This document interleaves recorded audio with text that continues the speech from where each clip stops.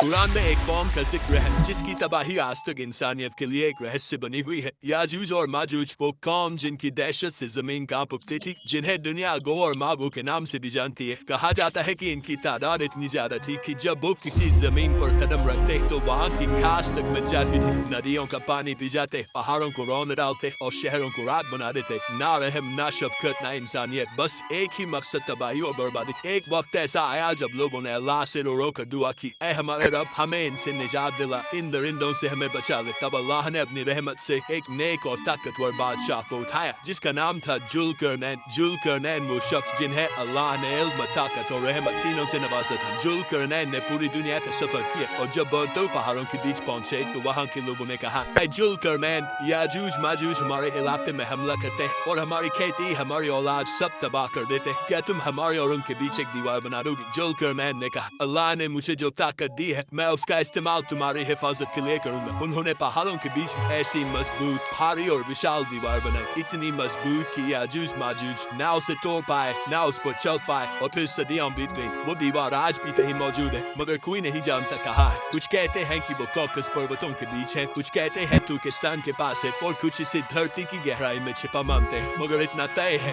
وہ دن آئے گا جب یہ دیوار ٹوٹ جائے گی، اور جب ٹوٹے گی تو لوگ ڈر سے بھاگیں گے، ہر طرف تباہی اور خون ہوگا۔ پھر حضرت عیسیٰ علیہ السلام آئیں گے اور اپنے ساتھیوں کے ساتھ پہاڑوں پر شرن لیں گے اور اللہ سے دعا کریں گے۔ تب اللہ ایک کیڑا بھیجے گا جو یاجوج ماجوج کی گردنوں میں گھس جائے گا اور وہ سب ایک ہی رات میں مر جائیں گے۔ صبح جب سورج نکلے گا دھرتی لاشوں سے بھر چکی ہوگی، ان کی بدبو سے ہوا تک سڑ جائے گی۔ تب اللہ پرندوں کو بھیجے گا جو ان کی لاشوں کو اٹھا لے جائیں گے۔ پھر ایک تیز بارش ہوگی جو پوری زمین کو دھو ڈالے گی، ہوا صاف ہو جائے گی اور زمین پھر سے ہریالی سے بھر جائے گی۔ یاجوج ماجوج کا یہ واقعہ قیامت کی بڑی نشانیوں میں سے ایک ہے اور یہ یاد دلاتا ہے کہ چاہے کوئی کتنی بھی طاقتور کیوں نہ ہو، اللہ کی قدرت کے آگے سب کمزور ہے۔ بے شک اللہ ہر چیز پر قادر ہے۔